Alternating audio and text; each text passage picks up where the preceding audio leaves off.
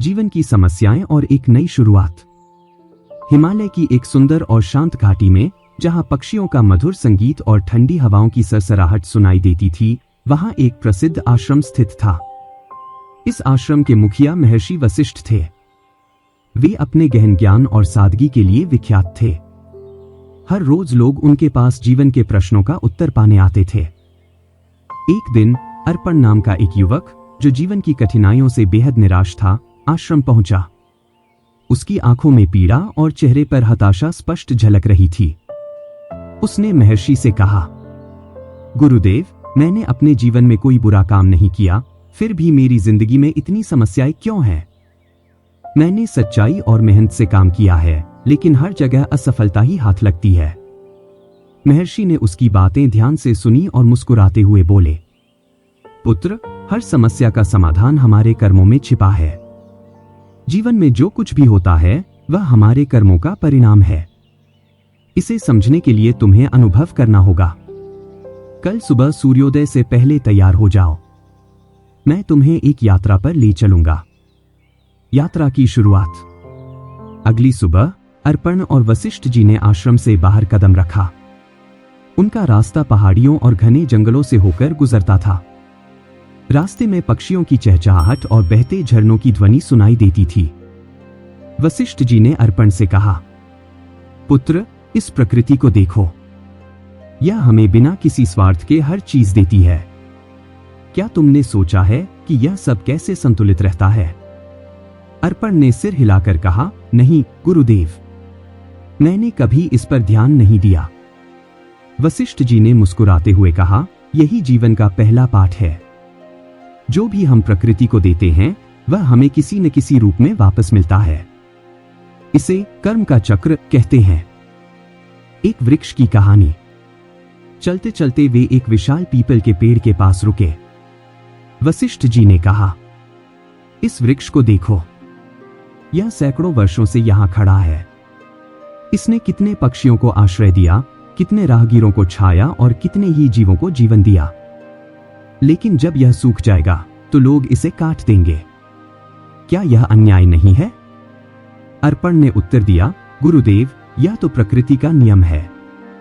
वशिष्ठ जी ने कहा, सही कहा पुत्र, लेकिन यह भी ध्यान दो कि इस वृक्ष ने कभी शिकायत नहीं की। यह जानता है कि उसका कर्म सेवा करना है और उसे वही करना चाहिए। राजा विक्रम की कथा। थोड़ा आगे चलने के बाद वशिष्ठ जी ने अर्पण को एक कहानी सुनाई। बहुत समय पहले इस घाटी में राजा विक्रम का राज्य था। वह एक साहसी और शक्तिशाली राजा था, लेकिन धीरे धीरे उसमें अहंकार घर कर गया। उसे लगता था कि वह अपने भाग्य का स्वामी है और किसी का आभार मानने की आवश्यकता नहीं है। एक दिन उसने अपने गुरु से पूछा, गुरुदेव, क्या मैं संसार का सबसे बड़ा राजा हूं? गुरु ने उत्तर दिया, राजा, तुम्हारी ताकत और वैभव प्रशंसा के योग्य हैं। लेकिन सच्चा राजा वही है जो विनम्र हो और अपनी प्रजा के लिए न्यायपूर्ण कर्म करे।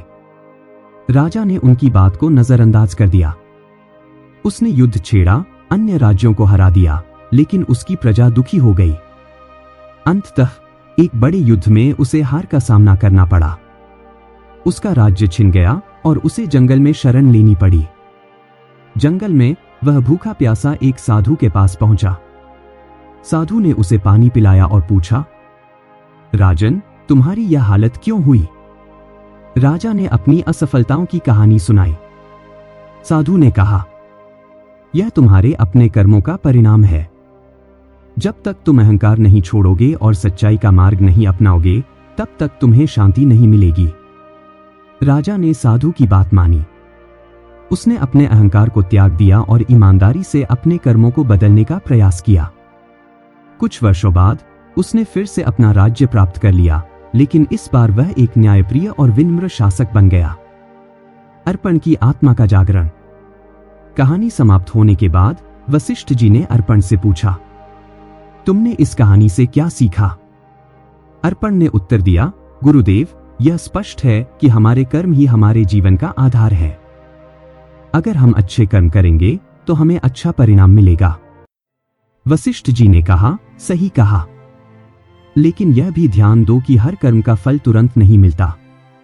कभी कभी हमें धैर्य रखना पड़ता है। जीवन का हर सुख दुख हमारे कर्मों का चक्र है। ध्यान और साधना का महत्व। अगले कुछ दिनों तक अर्पण ने वशिष्ठ जी के साथ ध्यान और साधना की। उसने महसूस किया कि उसका मन शांत हो रहा है और उसकी समस्याओं का बोझ हल्का हो रहा है। वशिष्ठ जी ने उसे सिखाया, ध्यान आत्मा का शुद्धिकरण करता है। जब तुम्हारा मन शांत होता है तो तुम अपनी समस्याओं के समाधान को स्पष्ट रूप से देख सकते हो। कर्म का महान सत्य। अर्पण ने धीरे धीरे अपने जीवन को बदलने का संकल्प लिया। उसने न केवल अपने कर्मों में सुधार किया, बल्कि अपने मन, वचन और व्यवहार को भी शुद्ध किया। उसने जाना कि जीवन में शांति और संतोष पाने के लिए सही कर्म करना कितना महत्वपूर्ण है। जीवन का संदेश। यह कहानी हमें सिखाती है कि हमारे कर्म ही हमारे जीवन का आधार है। अहंकार विनाश का कारण बनता है। ये आत्मा को शुद्ध करते हैं और सच्चाई का मार्ग दिखाते हैं। हर कर्म का फल समय पर मिलता है। जीवन में शांति और संतोष पाने के लिए सही कर्म करना और धैर्य रखना आवश्यक है।